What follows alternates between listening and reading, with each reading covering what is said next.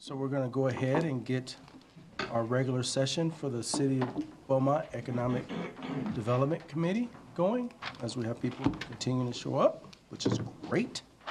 So we're going to start our meeting. It is for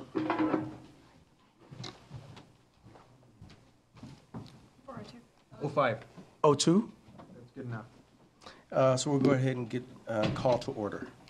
So if you are here for someone else, just let me know, and then we'll make sure we get that in the notes. So Mayor Pro Tem Julio Martinez. Here. Councilmember Mike Lara. Here. City Manager Todd Parton. And Ashley Starr, I'll be representing Mr. Parton today. Okay, so Ashley. Brave Ashley, that's sitting at the dais, great. Economic Development Manager Kyle Warszynski. I'm here. Bernie Ballin, I don't see Bernie Ballin. Bernie's not going to make it today. Okay. Just for the record, I think this is his only meeting that he's never made, so. Bertha Barraza. Haven't heard. Okay. Ms. Barraza is absent. Terrence Davis, present. Chamber member, doesn't have a name. Is that vacant? That's all right, David Johnston. David Johnston, chamber member, okay. And we have Jennifer Higgins, who is? Brian Kwan, standing in for Jennifer Higgins. Brian Kwan, thank you. Mike McGraw, did he contact you, Kyle? Yes, he will not be in attendance. Absent. Member Rob Moran? Yes, present. Moran? Moran. Member Kimberly Stars? Present. Wow, good to see you. Hello. All right. Well, it's good to see all of you. Business community member Kathleen Dietrich. Here. And our school student, we still have a vacancy. I do have our school board member working on that, so he's getting really close, so we should have someone by the next meeting. Great. Okay. So do we have any action or any requests? Oh, we'll deal with that excuse absence. So let's stand for the Pledge of Allegiance. And if we can have Councilman Lara, please lead us in that. Please join me in the pledge to the flag. I pledge allegiance to the flag of the United States of America and to the republic for which it stands, one nation, under God, indivisible, with liberty and justice for all. Okay, are there any adjustments to this evening's agenda? Yes, Mr. Chairman, I have one adjustment. If we could move item, where is it? E up to after B, so E would turn into item C. That way I can get through the survey update, and then we can reserve the largest portion of the meeting's time for the consultant that the city has brought in. Okay, so any objections to that? We're moving again to E right after 2B. Any objections to that? Okay, I don't know if we have to vote on that, probably not. So we'll just go ahead and move forward and make that adjustment. Is there anything on this evening's agenda that poses a conflict of interest? The disclosure. Anything? Are you sure there, Mr. Martinez, there's no conflict of interest there? Okay, just checking. Okay, so we'll go ahead and move to item number 1, which is public comment. Is there anyone here that would like to address the committee under public comment? Seeing no takers, okay. We will go to item number 2, which is action items, public hearing or requests. Item 2A is the approval of the minutes. And these are approval of the minutes dated June 13th, 2018, August 8th, 2018, and September 12th, 2018. David, just have a question. Mr. Warszynski, do you know, and I apologize, I missed the last few meetings, so I know I need to abstain from voting on the minutes, at least from August and September. I'm just not sure on June. So I think that if you've had, and I don't have exactly who was in attendance for the minutes for June, I think that if you read through them and you're comfortable with what was contained within them, you're able to vote on them even though you weren't present. Okay. You could always have watched the meeting. Also, for everyone's perspective, there was no quorum for the August nor the September meetings. Okay. So the reason we're putting the minutes on here is the city clerk's office would like it formalized. So the minutes only reflect that there was no quorum and that the meeting was not held. So any of us can vote on those ones as well. Thank you for that clarification. Thanks, Chairman Davis. Oh, so formal in here. Gosh. Okay, so would anyone like to move to approve the minutes? I move that we approve the minutes of June 13th, August 8th, and September 12th. And second? A second. Okay, so call for the vote. How many ayes? Aye. I guess I should say vote by saying aye. And anyone would like to no vote? I didn't say that right, but that's okay. Any abstentions? Okay, so that motion passed, approved unanimously. Let's go to item 2B, updates of projects from city staff. Thank you, Mr. Chairman. So to run through it fairly quickly, the city's underway on a couple sizable projects. You've probably seen the work being done on the Potrero interchange. So it actually looks like a bridge now. And that should be completed within the next, I'd say, 6 months or so. So that's exciting.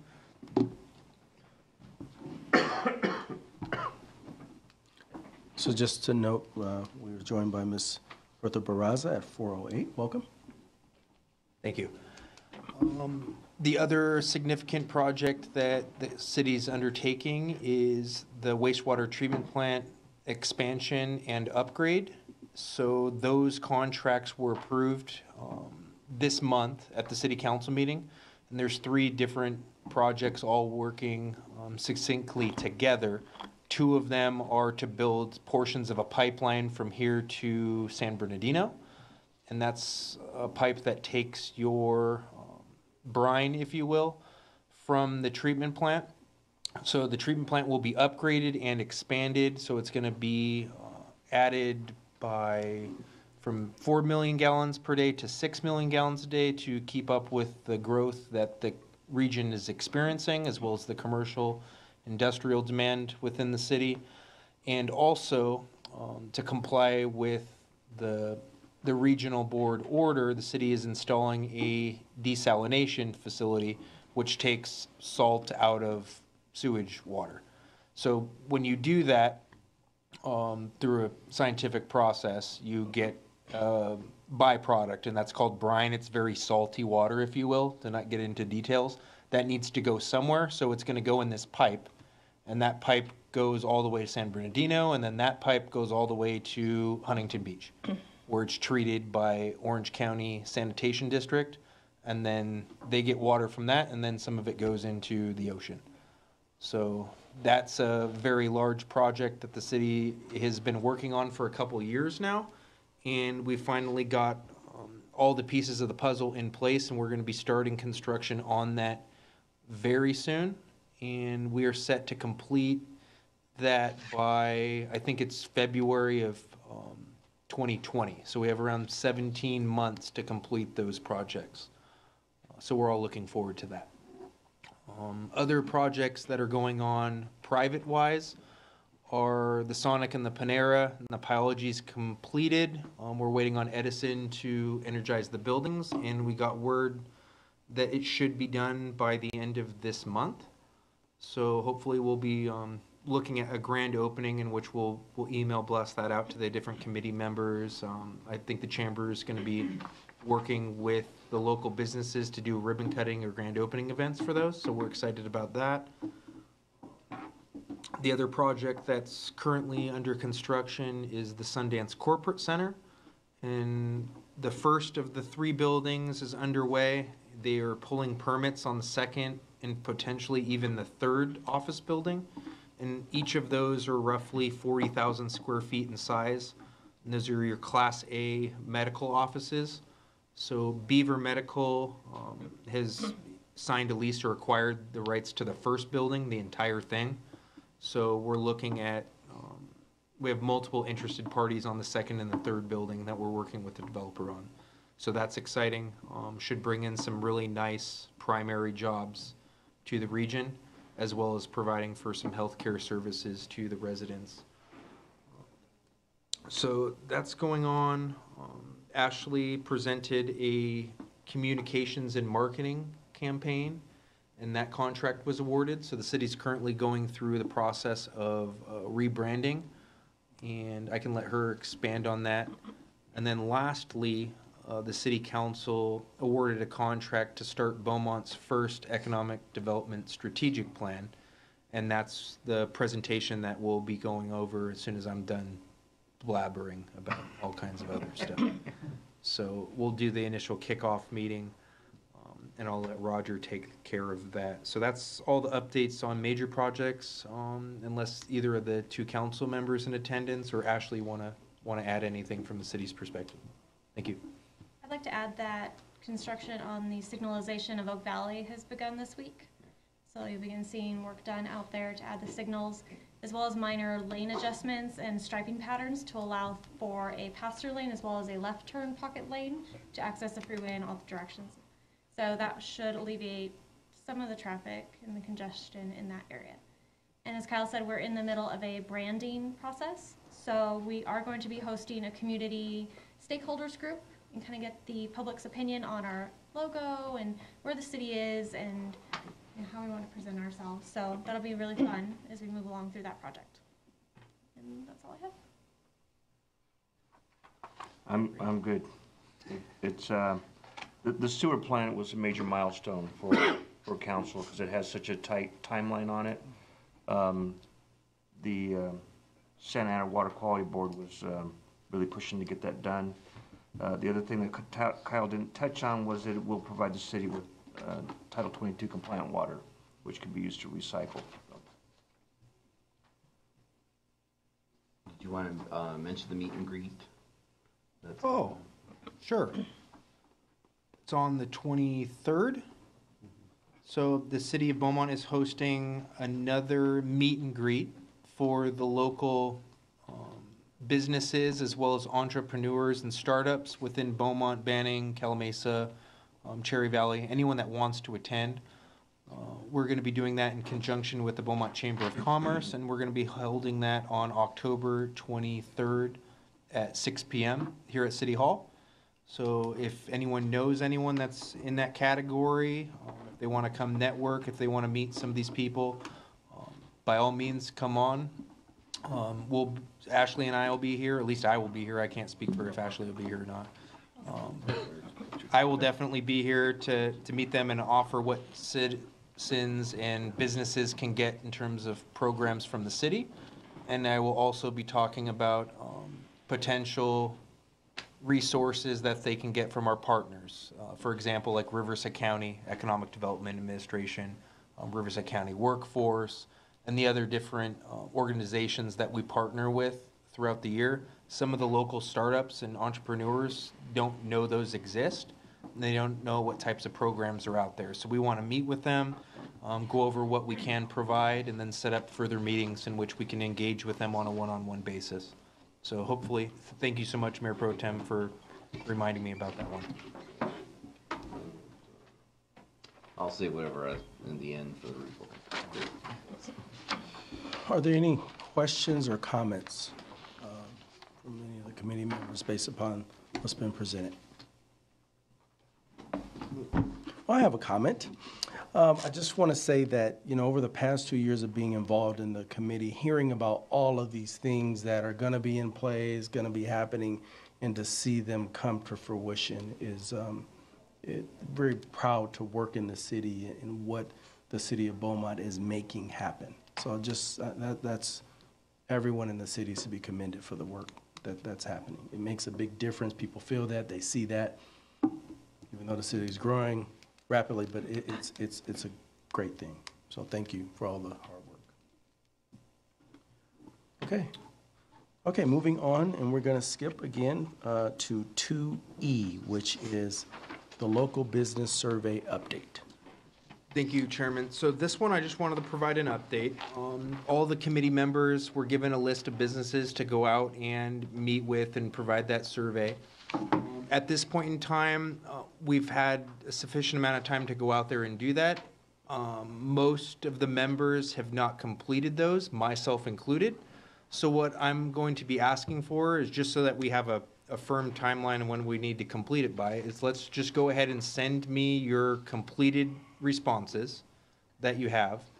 Give me a list of the business, because you have your list. Note the businesses that you contacted that did not want to participate, and then the ones that you just didn't have time to go to. And that will represent the end of the business survey.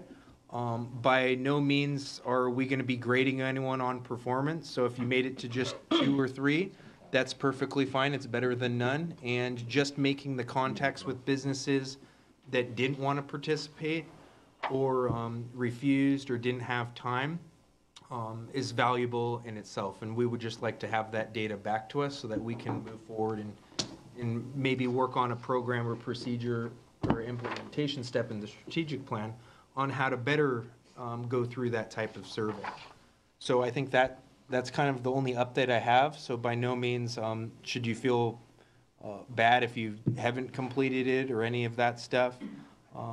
So I think that anyone in the room that was part of this program realized how difficult business retention and expansion efforts are, because I know that everyone was super excited when we started the survey, and knowing now what you did, you probably would have not volunteered to do it, because it's a process in which you go out and you meet with businesses that are solely focused on their job, and they don't necessarily want to talk to someone from the city for 10 or 15 minutes.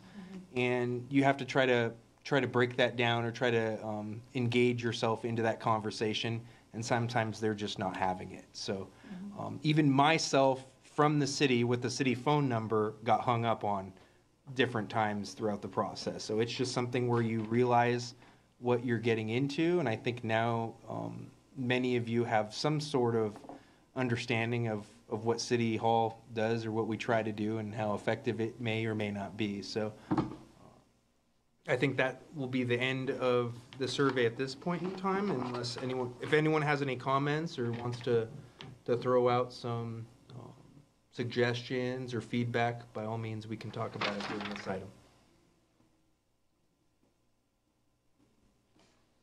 Crickets. Do we invite them to mixers, or do we try to engage these business owners with the city? 'Cause I got the impression they don't have the communication with the city. That's good feedback, and honestly, the city currently right now does not hold mixers or these types of things. The meet and greet that Mayor Pro Tem Martinez brought up is only the second event of those kind that the city's held in the last, I don't know how many years. This will be the second one in about a year's time frame that we want to hold, and we want to try to get to where we're meeting the existing businesses more often, maybe once a quarter, and forgive me if I even look to do maybe once a month type of events with the existing businesses. They don't have to be at night, they could be during the day, but we don't have a current program that is running those types of things. So that may be why, and I witnessed it as well personally, they're like, okay, what are you really calling me for? You haven't called me in 10 years. Yes. I haven't talked to you. Are you really trying to help me, or are you trying to figure out what we've done wrong? Right? And so we need to rebuild that trust and that relationship with our existing businesses. And I think working with the chamber more closely than we have in the past too, because of financial reasons, but now I think we've reestablished that relationship, and I think maybe that will help also through outreach.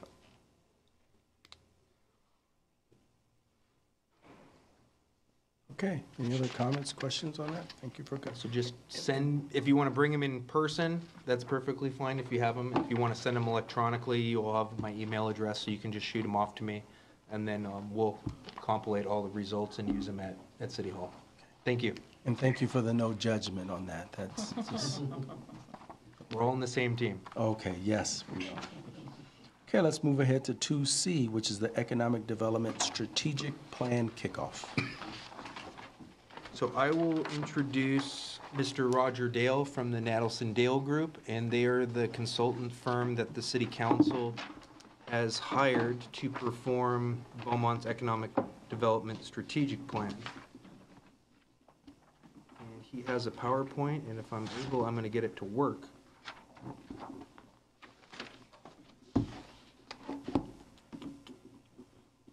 Is it showing up there? All right.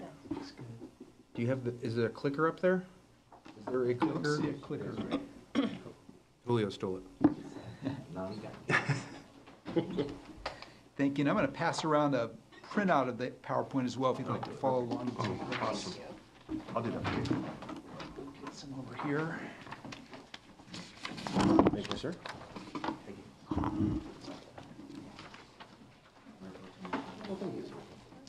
Okay, so thank you, Kyle, and good afternoon, Chairman and members of the committee. I'm really excited to be here and working with the City of Beaumont. As Kyle mentioned, my name is Roger Dale, and our company is the Nadelson Dale Group. And we are really feel thankful that we have been selected to work with the city for this project on an economic development strategic plan. I'd like to take a few minutes today and walk you through what that process will involve. We're really just at the very beginning, so we're not talking about results or progress yet, but just an initial meeting with the committee and give you a sense of what the plan will involve and the process will involve, and then we'll leave plenty of time for your questions and comments. So first of all, a little bit of background on us. We are an economic development and real estate consulting firm. We've been in business since 1974. I have been with the firm going on 31 years, so since the late 80s. And we work primarily in California and the West Coast, but have done this type of strategic planning really throughout the United States. Some of our areas that we work in include economic development strategic planning, target industry analysis, in other words, identifying the industries that are good marketing targets for a particular community, business retention and expansion. We've already, in your meeting this afternoon, heard about that, and that's, in our mind, a very important part of economic development. It will be definitely part of this plan. And we also work with communities on their real estate development strategies. How do you combine your real estate assets that are in the community with your targets for business growth? And that will be part of this plan as well. Part of that will involve a retail market study. What are potential areas where you could expand your retail base and the variety of retail establishments in the community? And then another area that we have worked a lot in and will potentially be part of this plan as well is putting together partnerships or alliances between the city and other agencies and private organizations that can support the economic development program. And I know that just by virtue of the fact that you've got this committee and the different representatives on it, you've already got that type of thing in place as well. And as part of this process, we'll be looking at how can those partnerships be further leveraged around the new goals and targets that we establish through this plan. Also wanted to mention that we are very familiar with the Inland Empire. I happen to have grown up here and lived in the city of San Bernardino for about 20 years and have worked in just about every community along the 10 freeway from the Coachella Valley out to Ontario along the 15 and 215 corridors. So this is really our core area that we feel at home with and very familiar and excited about what is happening and transforming this area. And I think Beaumont is really in a great position to take advantage of the growth that's occurring in the region. So I've outlined here just on a kind of a food for thought level the things that we think are important considerations for economic development in Beaumont. Keep in mind we're just at the beginning of the process and we're going to learn a lot more about your community and what the opportunities are, but just going in, these are some of our observations. First of all, we understand this community's been through some challenges in recent years, and because of that, I would say the stakes are higher than perhaps other communities where we've worked. We always say that having an economic development strategy is a good idea for communities. I think in a community that has had some challenges financially, it becomes not just a good idea, but really an essential tool for moving forward. And we really see that having a strong economic development program becomes part of the solution as the city repositions and gets back on the path of fiscal sustainability. And I know you've made a lot of progress already on that, but this, I think, is a continuing part of that solution. I think also kind of coming out of the experience the city's had in recent years is that there is a higher need for public transparency and being inclusive with stakeholders. And as I'll describe in a minute, this process definitely will meet those objectives. And I think there's an opportunity in the same vein to rebuild confidence in the community with investors and partners. And I think in that regard, the city really can be commended for the work you're doing with the new strategic communications plan, the branding effort that's going forward, and our work will be closely integrated with all of that. And then, as I mentioned already, I think that this is an exciting place to work because we really see it as a place where the type of plan that we put together has a chance to have a significant impact. The market forces and the opportunities that are happening in the surrounding region I think are all on the city's side, and this is an opportunity to really focus that growth on the quality of development that you'd like to see in the coming years. I'm just kind of continuing with some of the observations about the community. I think that one of the reasons that we're all excited about the opportunities here is you've got a strategic location kind of right at the intersection of two major freeways within this very dynamic region. A lot of growth capacity, and your general plan recently done or being completed right now kind of sets the stage for the types of development that you've got capacity for and the way you physically want to lay that out and how it will look in the community. And part of what this process will do is to help the community and the city of Beaumont find what your niche in that regional economy is. What are the real strengths that you can leverage and be the best at within the region? And I think that all kind of boils down to maximizing your market shares of quality growth. I think it's inevitable that growth is going to happen. It's already happening in the community. It's not so much a question of how much, but not just the quantity, but the quality of growth, and that you're in a position at this stage to really direct that and be selective about the types of development that occur here. And part of that will include opportunities for placemaking, and again, the city's already working on this with the new downtown specific plan. That will be an opportunity for placemaking. There may be others that come up. And these are things that are important, not just from the standpoint of quality of life in the community, but also can raise the bar in terms of the types of economic development, the types of businesses and industries that will find your community attractive. And then all of this from the city's perspective can be an essential tool, as I've mentioned, in expanding the tax base, providing the revenue source you need for infrastructure and the other amenities that you need to sustain the high quality of life that you have worked on here. So what our work will involve is a mix of technical research. We're going to do a couple of background studies that I'll talk about in a minute, and combine that with a very inclusive process of stakeholder outreach, and I'll also talk about that in a moment, and close coordination with the city staff, decision makers, the council, your committee, and other partners to agree on not only priorities, but the practical steps that collectively the city and its partners need to take to make progress in those areas.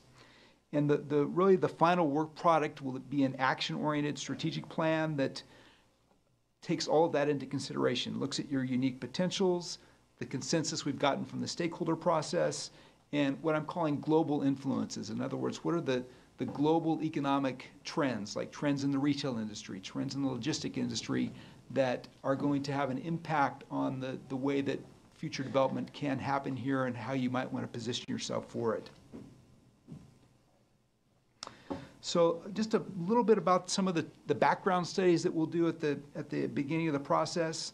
The first is what we call an industry cluster analysis, and some of you may have heard that term before, but it's really a study to look at the types of industries, the types of businesses that are strong in the surrounding region, and to identify which areas within that set of industries might Beaumont be well positioned to market yourself for, to attract new firms. And I should mention that one of the partners on our team as a consultant is someone who has long-standing expertise in logistics, which we know is a very relevant topic in this part of the world, and actually has worked in site selection and operation of logistic facilities, in addition to doing economic development work. So he will be looking at what are the opportunities to potentially leverage your position, your location for that industry.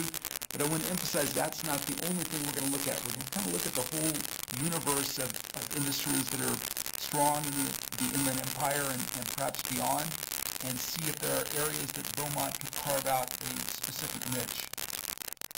Part of that will include a comparison to other places that are your competitors who are competing for the same types of industries, and what do you need to do to be well positioned to compete against them. And also what I'm calling complements. In other words, are there other cities within your immediate area that are strong in something that you might not want to directly compete with them, but you might complement and get other types of businesses that are a good match for what they've already established.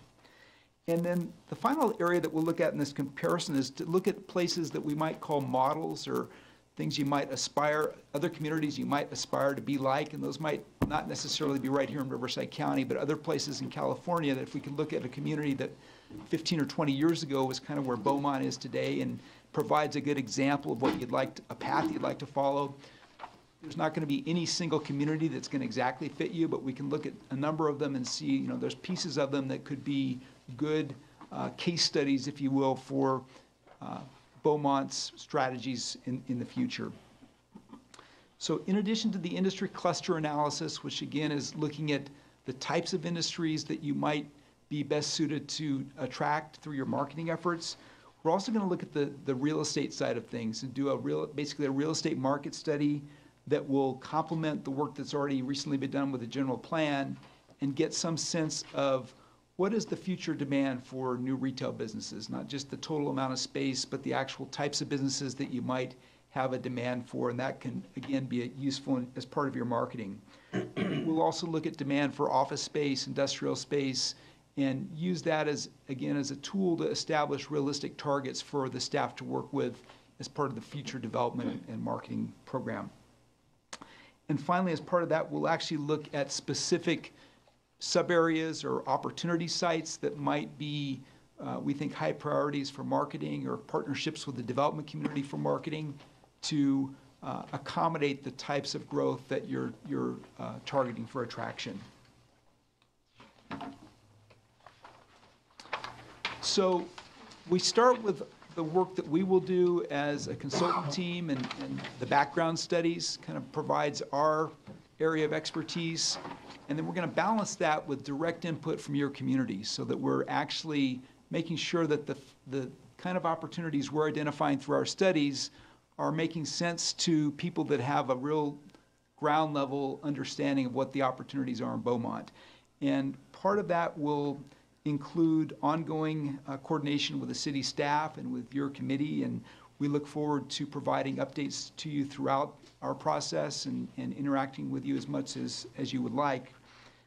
And then we will also, of course, interact with the city council. We expect to do at least 3 study sessions during the course of our process to kind of update the council, get their input, and hopefully get their approval of the direction we're going before we get to a final document. And I would say that the centerpiece, if you will, of our community outreach process is what we call the Economic Development Summit. And this will be a series of 3 workshops. We are working with staff to kind of get the dates and times and locations set, but tentatively starting in mid-November, and then another meeting in December, and then the final one in January.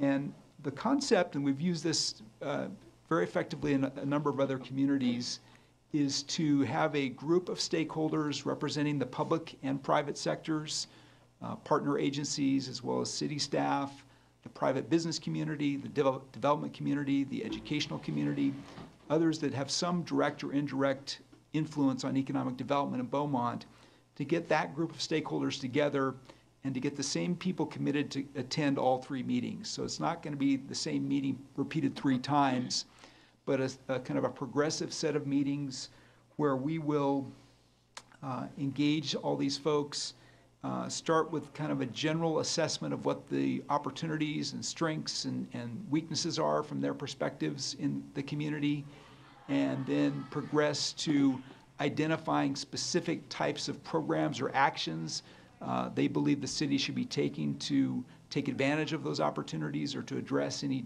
areas that are concerns. And then finally, actually, at the final meeting, looking at a draft of our actual document, the recommended strategic plan, and getting some refinement from that based on the stakeholders' input. The other value that we've found in doing these types of workshops is that everyone who participates, in effect, has a vested interest in seeing this process not only through the completion of a plan, but actually into implementation. And in a number of communities, some very strong partnerships have come out of these meetings where a city or a county that we've worked for will identify partners who have been participants in the meetings and may have been had leadership on a particular topic, that they will become an ongoing partner with the community in implementing that aspect of the plan. And it, I think, really creates a sense of excitement and also a sense of accountability when you've got stakeholders who've been at the table and talked about these are the ideas we'd like to see the city pursue, that they're kind of on the hook as well to not just end when the plan is completed, but to continue staying in the loop and supporting the city as it moves forward in the coming years in implementing the plan. So the plan itself, and I'm just about to wrap up, but just to briefly outline the components, as I've tried to emphasize, it's going to be very action-oriented. We want our documents to be a tool that the community or our client can use to actually create changes in their communities. And we will have specific recommendations that are prioritized and realistic in light of the resources that the city has available to implement the plan. We will include as a specific area of focus business retention, expansion, and attraction, and also a real estate development strategy. How do you kind of, as I mentioned, combine the concept of business attraction with the real estate assets that are available in the community? It will be brought into sync with other city initiatives, including the communications plan, the branding effort, implementation of the general plan, and other recent documents. So the timing is really good to do this because these are also new or ongoing products as well. And we would like to also emphasize what we call foundational elements. In other words, economic development, we often think about it as a process of marketing yourself for business attraction, which at the end of the day, that's probably what it is. But that type of marketing effort is going to be a lot more successful if you've got strong infrastructure, you've got things in place like the right housing to match with your workforce, to match with the types of industries that you're targeting to attract. So the plan will include specific recommendations about how the city can keep progress moving forward on those fronts as well. I've already mentioned that we would expect to leverage the city's own resources through partnerships and other organizations that are already doing things that are supportive of this and can be kind of brought further in line with this plan. And then finally, we like to include specific performance measures. In other words, these are the goals, quantified goals for the first year, second year, third year, and timelines for implementing the specific recommendations. So I know I've kind of run through that in a pretty quick way, and I'm again, really appreciate being here, excited to be working with Beaumont, and at this point would be glad to open it up for any questions or comments you have about the process.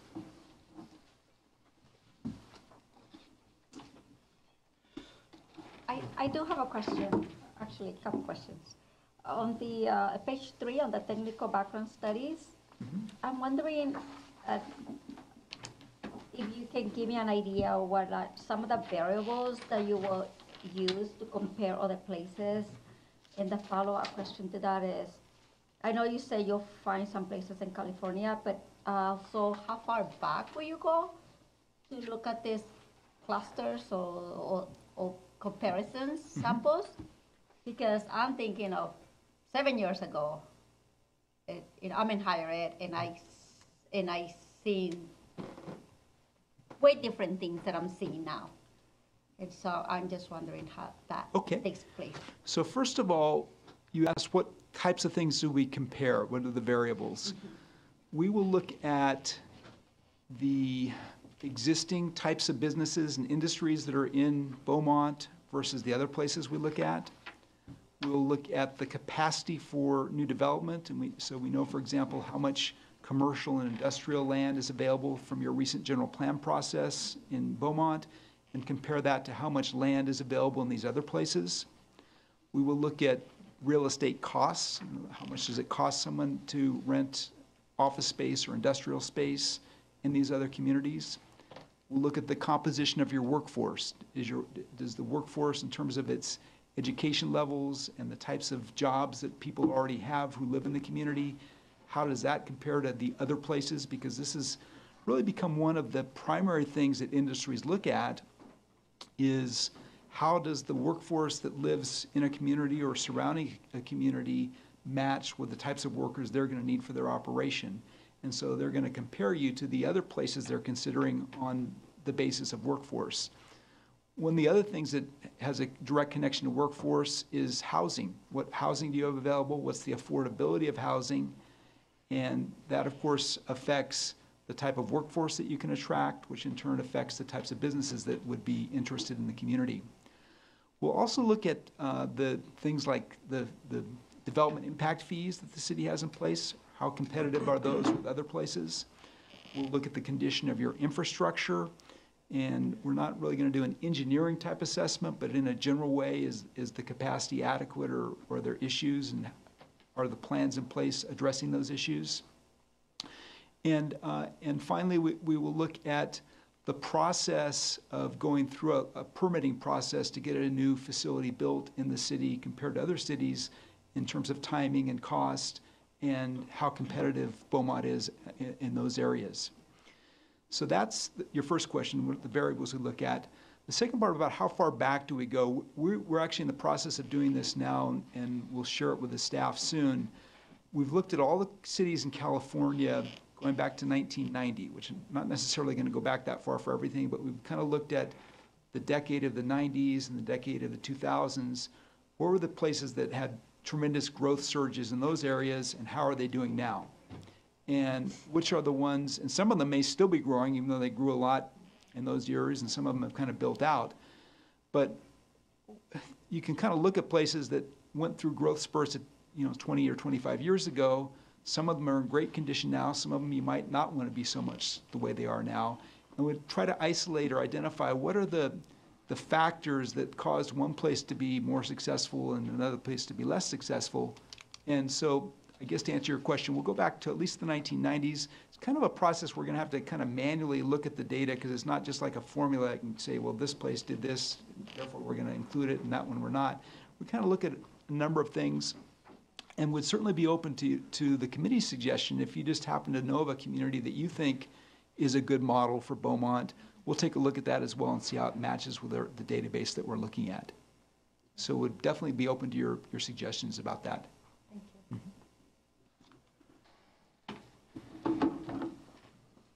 So I do have a couple of questions. So on the first note, on the variable, you look back, do you also look forward? We're expecting an economic downturn soon. So does that come as part of your report? We will look at an economic downturn to the extent we think it's going to fundamentally change your future opportunities. The plan we're looking at is not going to be the type of thing where you say, we expect this growth to happen in 2019 and 2020, there's going to be a downturn. Our position is normally that the opportunities we identify should be solid whenever the economy is good. In other words, we don't know when it's going to happen, but we know that these are the things that when the economy is good, you should be targeting. We know in the course of any development process there's going to be ups and downs. We're not necessarily going to attempt to predict those, although I understand the city is looking at that through other sources right now. But we're really trying to look at things that are viable for the long term, regardless of near-term ups and downs. And if there are things that we think, well, are going to fundamentally change if we have another recession, you know, for example, if we went back to 2008 and someone was in the mortgage industry, that might be something that didn't quite ever come back the way it was before because of fundamental changes there. So we'd identify those, but things that we think will be solid over the long term is what we're attempting to identify. And going with that, as you look at our general plan, do you comment specifically, or do you kind of use that and go with it and say, well, here's where we can also add or subtract? Because I'm looking at another perspective. So we've had our professionals, you know, set up our plan, and as I'm looking at your key points, I'm kind of going back to, because I sat on the plan committee too, and I'm kind of thinking, well, maybe we could have changed that a little bit. So as you go along with your key points, you'll be looking at the general plan and commenting as well. We might. Yes. So what we're going to do is we're going to do a long-range market forecast. How many square feet of retail will the city likely have demand for over the next 20 or 25 years? How many square feet of industrial? How many square feet of office? We can compare that back then to the amount of land that's zoned for those things in the general plan and see, well, maybe that's in balance or maybe it's not. And I don't think it's our intention to kind of rework the general plan, but we'll give you the data. If you want to make those comparisons, that's definitely what it could be used for. And my last question on stakeholders. How do you foresee the process? Are you looking for a mix of general public and then maybe some hand-picked stakeholders, or? The workshops that we do in these summit meetings are generally an invitation-only type event. They're not necessarily geared to the general public, although if the city really thinks that's important, we can open to the public. We don't object to that. But they're really, and we're working right now with the staff, we've kind of given them an initial list of the types of people that we would normally like to see, and they're helping us to identify who those people are in your community and your region. But it's really intended to be not a general public meeting, but more of people that have direct connection, and that's their job to work in economic development or in the business world that are obviously interested in what the city's doing economic development-wise.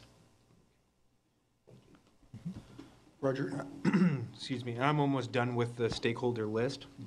So if, Mayor Pro Tem, if you or Councilmember Laura want to review that prior to sending it out, by all means, come on by and I'll show it to you. But it includes the committee members.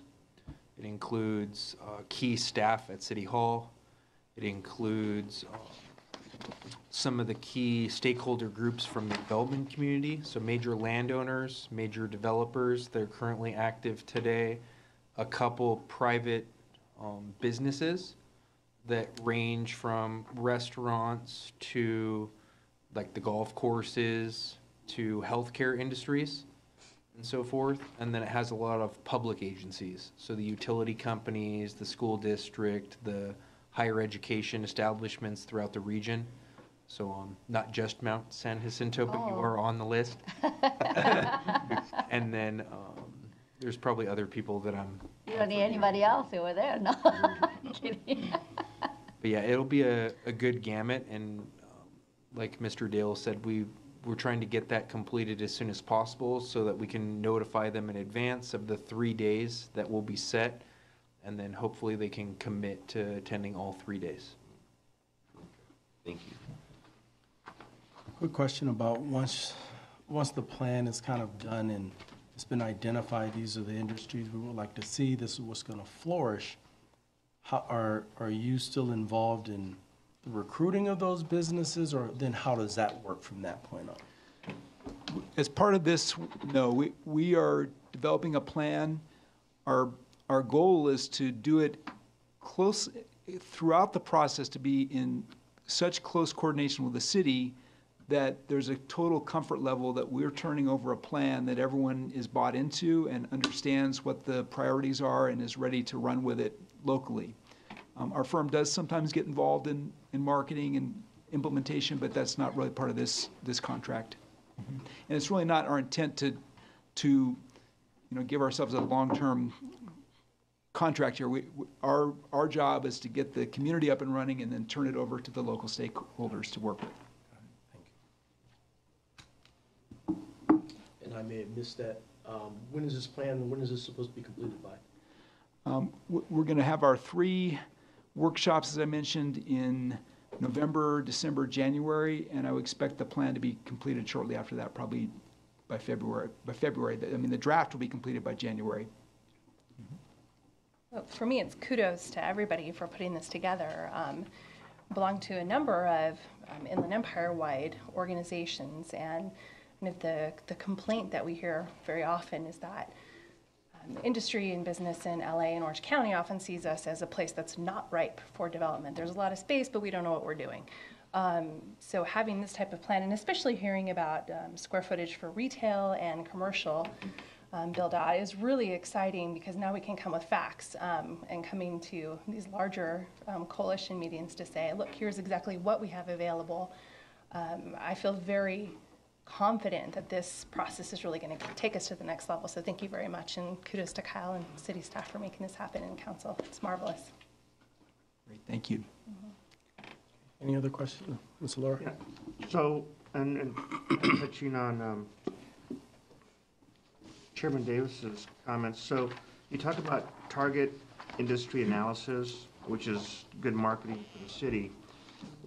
Talking to some of the business owners that I've come in contact with, one of the keys is your anchor, whether it's an anchor store or an anchor restaurant. And so, do you help us go after, not go after the specific businesses, but let us know which anchors would be good fits for our community? One of the things we hear about is, there's not enough restaurants. And so does your analysis cover that? Yes, glad you mentioned that. So I mentioned we're going to do a retail demand forecast. It's going to basically say over the next 20 years, you can support this many square feet of new retail space, but it would be broken down by about 12 categories. So restaurants, grocery stores, department stores, apparel stores, et cetera. And we'll also look at it from the standpoint of, okay, you've got so much demand, but in reality, shopping centers come in kind of certain increments. You don't just build 5,000 square feet. You build a neighborhood center or a community center. And we'll look at that from the standpoint of what anchor tenants would you need, and what size anchor tenants would you need to develop that next center, or to maybe add to one of your centers that you've got. One of the big challenges in retail generally right now is that there are fewer anchor tenants. I mean, Right. Many of the stores are just not there anymore. They're at best, or they're not expanding. So that becomes a challenge. If you've already got Walmart and Home Depot, whatever, who's the next? And there's just fewer of them to go around at this point. Right. So that's one of the challenges you can't really get around, but we'll look at that. And over time, especially a community that's going to grow population-wise as much as this is, we would expect there to be more opportunities for retail, even though on a per person or per household basis, it's going to be less than it has historically, because just fewer Right. people are shopping in those types of facilities.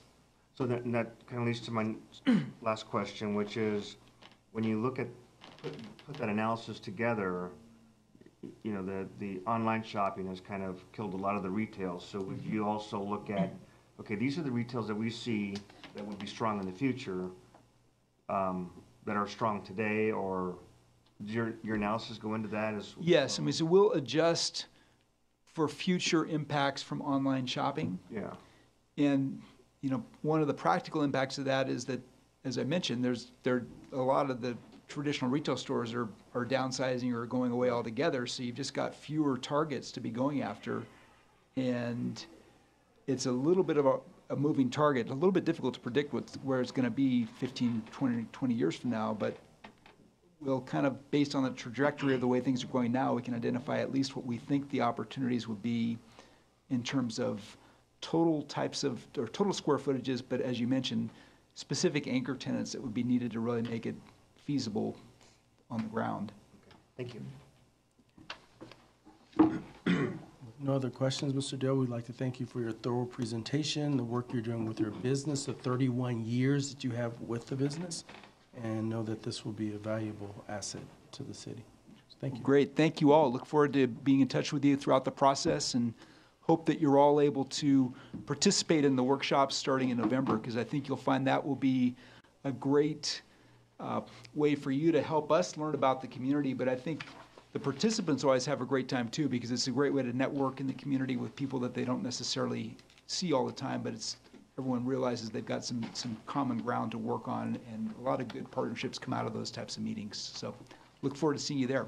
So thank you.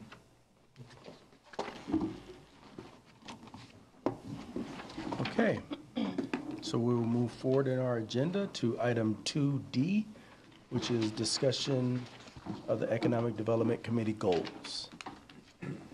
So I know, Kyle, it's been a while since we've talked about this, but Yeah, I just have them on there as a placeholder. I didn't have anything personally from staff's perspective to bring up related to this item. I know we just kind of have as a placeholder to remind us what our vision statement was, as well as what the current goals are. Mr. Chairman, perhaps that might become a more relevant discussion item once his study is completed. Definitely. I think that's very good insight. Some of these may end up being altered or changed or replaced upon completion of the strategic plan we're going to go through. okay, sounds good. Any other comments about that? Any objections? Anyone wants to say, no, that's not what I feel? Okay, good. So we'll move forward to item 2F, Intro to New Business Program. So that one is also a kind of a placeholder.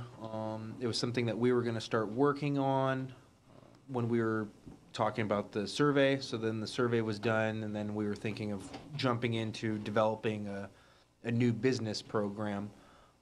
Just like Mr. Moran said, I think this one may be something that gets included in the strategic plan. So we may have something that comes out that says this is a really good program to implement, and this is how we'll do so, and this is how many hours of staff time it's going to be related to doing this, or what the costs are involved with that. Or the strategic plan may come out and say this is not a program that has merit or value to it at this point in time, and maybe it's something we focus on in the future. So I think that we can leave it on there.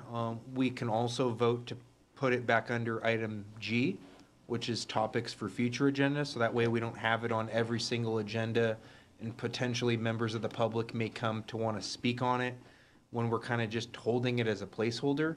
So my recommendation would be for the committee to agree to put that back on future agenda items and not have it as a placeholder, if that's okay with everyone. What do you guys think? Okay.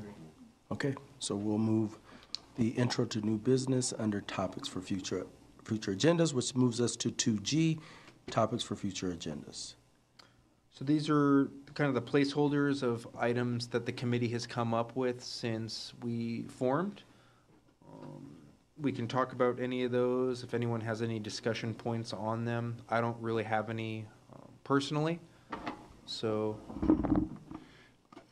I might, kind of in line with the other comment and what we just acted, maybe it's a good idea to take this off the agenda until we have a little bit clearer direction on what the plan is going to suggest. Sure. Because some of these things may fall off, some of them may rise to the top, and that way there isn't some confusion or the feeling of the need to discuss these when it's just a placeholder and it may or may not have any relevance at any point in time.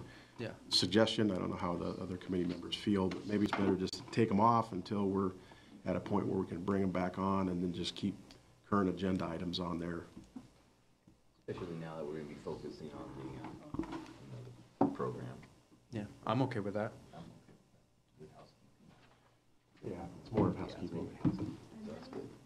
The only comment I would have is number 5, that local apprenticeship program. I know we've talked about how do we tie into students and looking at our programs that we have here locally, and what could we do? I know Bernie Ballin has, he and I have gone to superintendent's meetings for Riverside County and talked about the electrician program, but he also talks about the plumbing industry and other trades. And so we're kind of moving forward in that, expanding that to Riverside County, students in Riverside County, but I don't know if there's any other things that we can do. I know we've talked a little bit about that, Berth, in the past, but it would be nice to develop something for our kids, even in the summer, whether that's here at the city or throughout our community, where kids can go and work. So I don't know if that comes back at a certain time or not. I would not like to see that fall. So I have a couple thoughts, and you guys can all tell me if I'm crazy or if you agree with it. So first of all would be if you had certain things that you were working on with any of the groups, a part of the committee or outside the committee, and if you wanted to provide an update, Okay. just let me know and I'll throw it on the agenda. So if you and for example, Bertha hash out some type of apprenticeship program, or you happen to be in contact with one of our businesses, or you be in contact with one of the businesses that are running an apprenticeship program, and you want to promote that program or discuss how the city might get involved to help promote the program, just let me know and we can have it as a discussion item. The other idea is to, during these stakeholder meetings for the strategic plan, that could potentially be a program that falls under something that the city gets involved in. So I can't speak for what the strategic plan is going to have. It's kind of an open book at this point in time, and the menu is full, and we can pick and choose which types of programs the city council and the residents and the constituents want to see implemented. That being said, there probably won't be 20 different programs that are contained within the plan, because it has to be something that's attainable and actually possible to implement. So it's always a good topic to bring up. I know that you guys are working well with some of the businesses or the agencies within the area, and I know that Bertha's group is doing the same thing. So that's my thoughts. If anyone has any other ideas or thinks we should do it some other way, by all means, jump in. I do have a question real quickly. Are we looking as an apprenticeship program from your two point of view? Is it for credit? Is it for experience? Is it for money? What is it? What are we looking at as a focus? So we have a program, we have a system where students need to take a class. And then there's certain classes that you can then enroll in an additional class, which is OTEC 144, occupational internship 144 or 199 or 299, whichever number that is. And then you choose the units that you want to earn. Okay. If you are paid, you work less hours. If you don't, if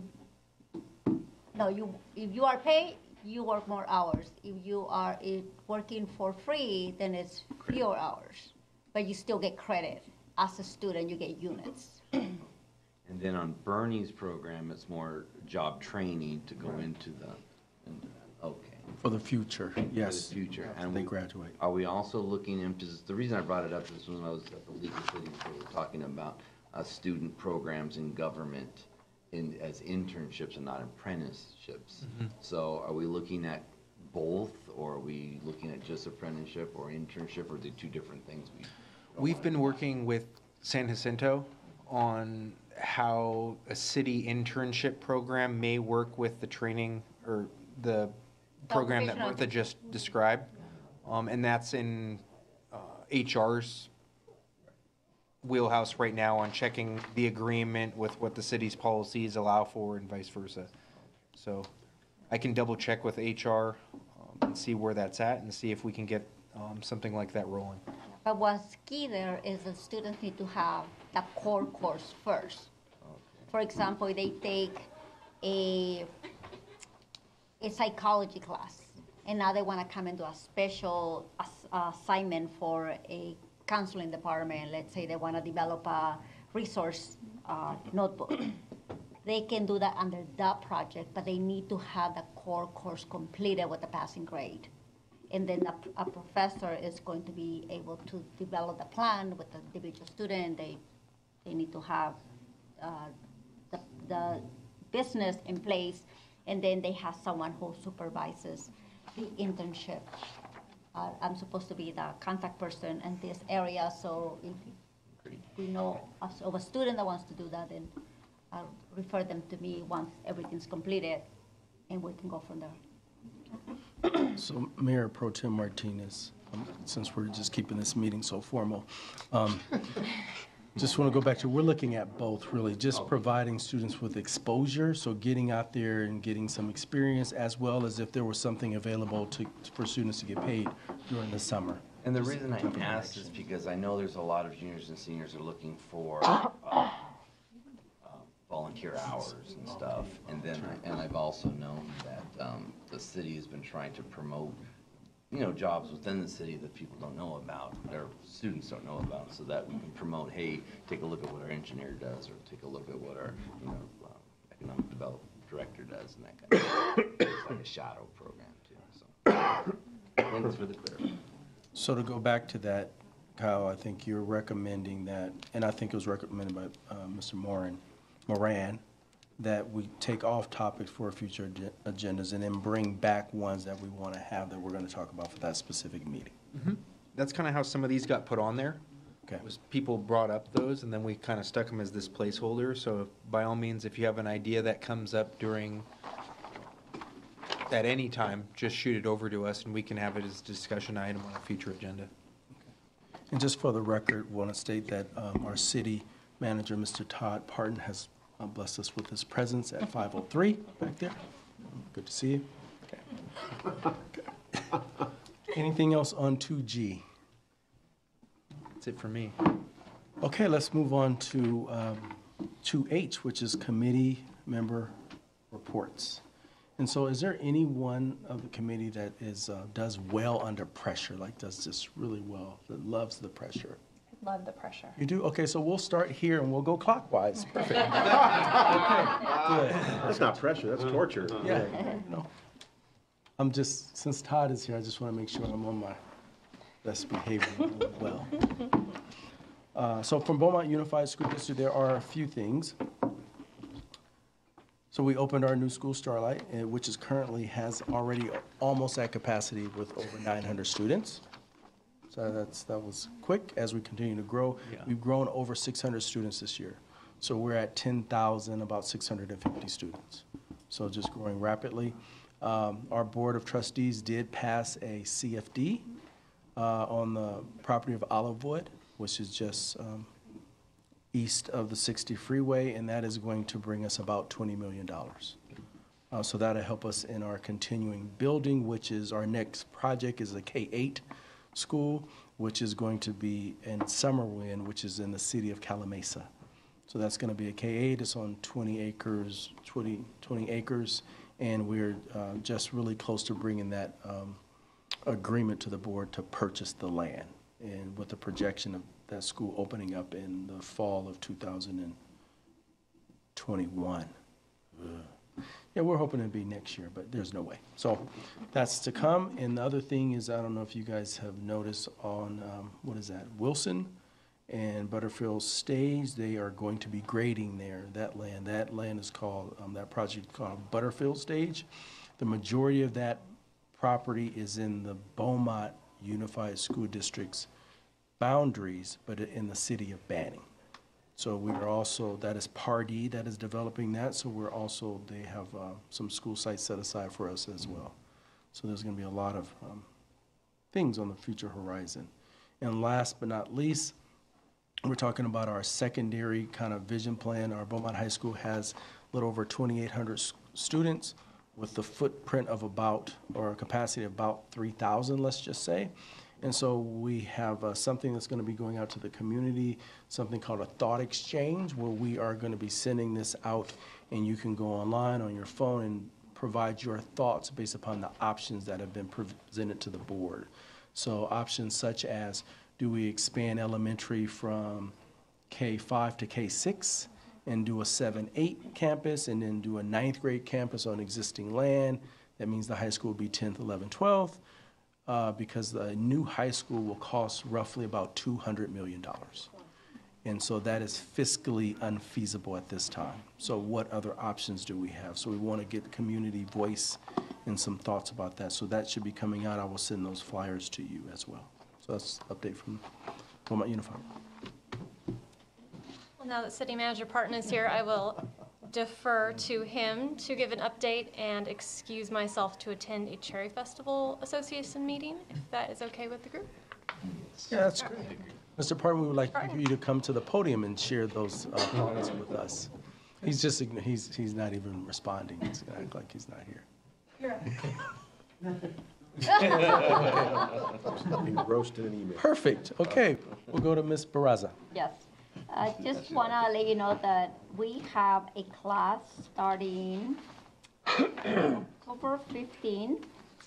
It's a Guidance 100 class, and it's a college introduction course for anyone who needs to learn some skills, want to learn about the ins and outs of the college. It's a good introduction course. It goes really quickly. It's an 8-week session.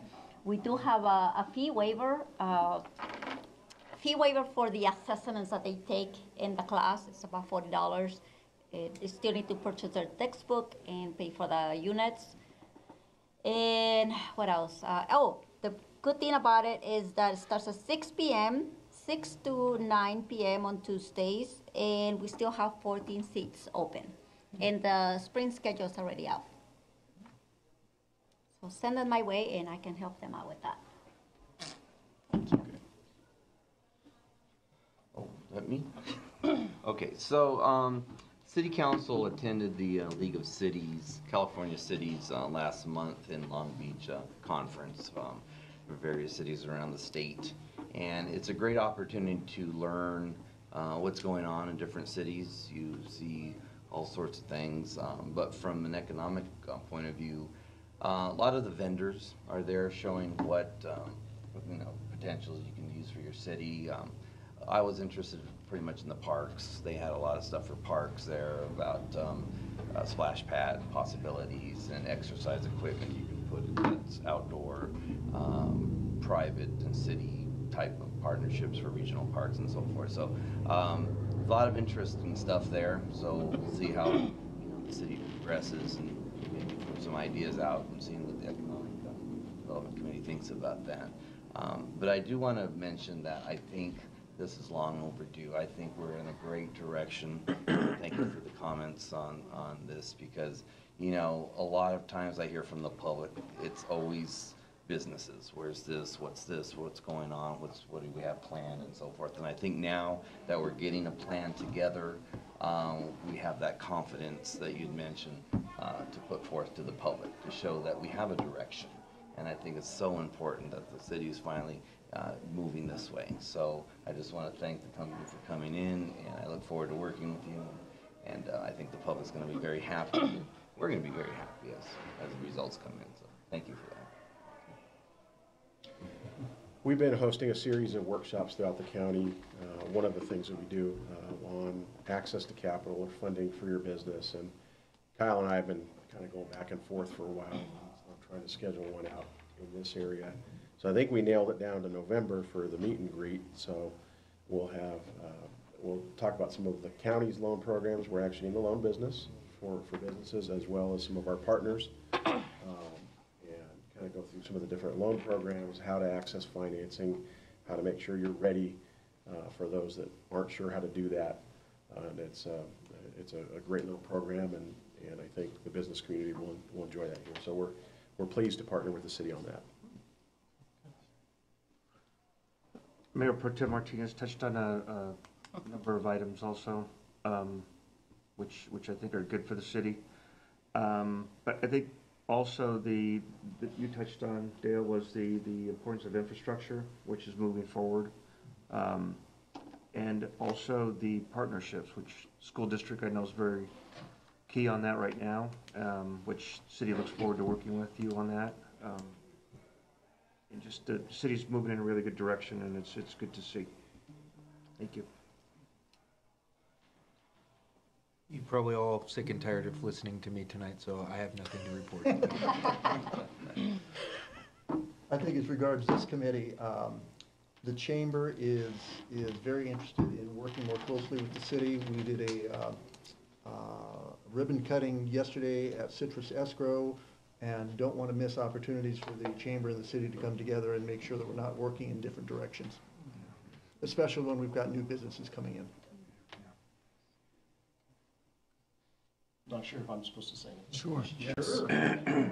Just from the real estate side, I will just say that I understand infrastructure and we've got to pay for that, but the heartbeat of the market out there is Beaumont's a hard place to sell. So keeping that in mind because of our taxes. I mean, I love Beaumont, but everybody is, Beaumont's got too high taxes. So I don't know how we're gonna figure out how to bring in the infrastructure and the funds for that.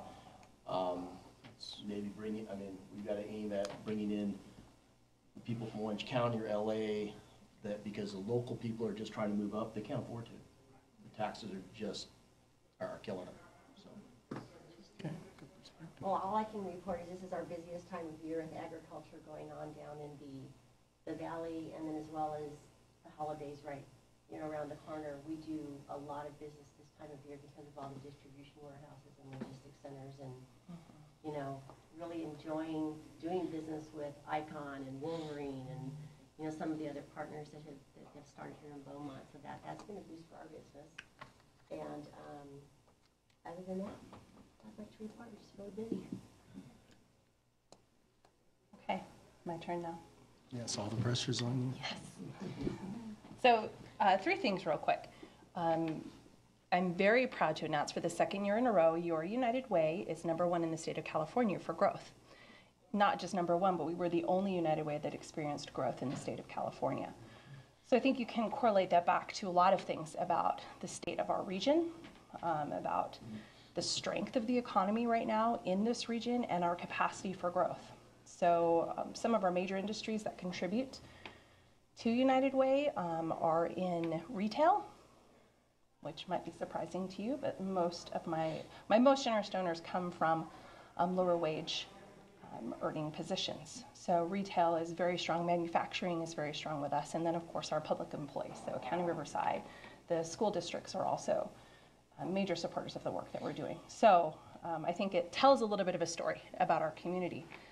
Secondly, we recently hosted one of the co-authors for the Real Cost Measure report for California. You may not know what that is. It's a new way to measure poverty in the state of California. I'm sure a lot of you here know what poverty lines are measured on right now, and it was the cost of food in the 60s. It didn't take into account housing, it didn't take into account transportation, childcare, any of the things that we know now as actual cost of living. So federal poverty rates are based on the cost of food. That's pretty unrealistic. The reason it happened like that in the 60s is because that at that particular time was the biggest expense for an average household. That is not the case. My largest expense in my household budget is certainly not food. So the real cost measure takes into account housing, transportation, childcare, health insurance, as well as many other factors. And what we found through this study was that it takes a spending output for a family of 4, nearly $70,000 a year just to survive. That's not a vacation, that's not savings, that's not anything. And the median income is near $33,000. So our residents here in the County of Riverside have a $33,000 gap to overcome between what the median income is and what it takes to actually survive. So looking at the health of our community, bringing in development, bringing in great paying jobs, with a new medical center is really important for the health of our community. And just like you were saying, people trying to move up and trying to buy up, it's just unaffordable. So what are we doing as a United Way to help make that attainable for our residents? Well, one of our pillars is financial stability. And one of the things that we're bringing to the Inland Empire is the Cal Savers program. Who knows about the Cal Savers program? Anybody? Oh, I get to tell you all sorts of cool stuff today. The Cal Savers program is a new state-mandated program for retirement savings. So it becomes in effect in January. If you have a business with 5 or more employees, then you must provide a retirement program for your employees. You do not have to self-fund that. You can choose the Cal Savers program, which is much like Covered California for the insurance market, but this is a retirement program that's employee-based. So it moves from workplace to workplace with employees. Employers, it costs nothing for employers. There's no risk, there's no management. It's basically something you offer your employees. So we'll be doing the launch for that for Inland Empire, for San Bernardino and Riverside County, working in partnership with Cal Wellness Foundation and the state, the Office of the Treasurer, who is actually overseeing this program. So October 18th, our office in Riverside, we're happy to have you there to hear more information about it, ask questions of the Office of the Treasurer, get it directly from the source. And then also we'll be hosting various workshops throughout the 2-county area to inform employers how they can take advantage of this benefit. So it's a small step, but it's a step. So really proud of the work that's happening here in our town. I'm always bragging about the work that's happening here. I feel like it's really progressive and it's really moving us forward. But we've got a long way to go. And if you want to hear more about the real cost measure, I'd be happy to talk to you about it. Can you send us the link or the Yes, document? happy. I'll send it to Kyle and then he can Yeah, and disseminate the Can you information. send us the flyer for the October Yes. 18th? Yes, Well, absolutely. I'll thank send them you. both to Kyle. Mhm. Okay, wow, yes. Lots of stuff, sorry. Yes, no, that's good. Anything else? Okay, we're Got gonna, a question on the Cal Savers? fund, Cal Savers. Is that a self-funded retirement then? Is that what that is? So it's basically a management plan for employees to pay into. So it's payroll deduction for employees, and it's managed by the Office of the Treasurer. So yes, it's self-funded. Employers themselves have nothing to do with it other than just allowing the payroll deduction to happen. Okay. So, but if the people here are living with a 40% deficit, where are they getting the extra money to self-fund their retirement? Well, they don't actually have to participate in it. It just has to be made available. So nobody's forcing anybody to save, but a lot of employers aren't able to provide a savings and retirement program for their employees because it's cost prohibitive. So this is just making that available for those who want to participate. It's probably cheaper than someone going out trying to Significantly. hire a mutual fund company or something like Significantly that for less their own expensive. private or an individual account, because it's spread across the entire state of California. Your fees may be significantly less Yes. on the management than it would be. And they're rolling it out mandated for large employers first to try to get a good base and then trickling it down to smaller employers. It's actually set up pretty well, pretty significant move forward for retirement because we know, majority of people when they retire have no ability to actually survive. Is it pre-tax? I don't know. Great question. I can find out for you though. Chairman, I have one more thing, even though I promised to be quiet. So next Thursday here at City Hall, CJ Foods, which is an Asian food manufacturing company that's opening business in Beaumont, will be holding their job fair. Oh, wow. So there's flyers in the back of the room. If anyone wants an electronic copy of that flyer, I can send it out. They're asking for pre-applications through ZipRecruiter, and that information's on their flyer, but I think they're accepting walk-ins as well. Send it, It's please, a and we- really nice company that's decided to make Beaumont their home, and they're looking at hiring, I want to say anywhere between 200 to 300 employees with this facility. So if you can help us and help the company by disseminating the information on the event, it would be greatly appreciated. great. Okay. Thank you. Anything else? Okay, we're gonna go ahead and adjourn the Economic Development Committee for October 10th at 5:24. Yay. Our next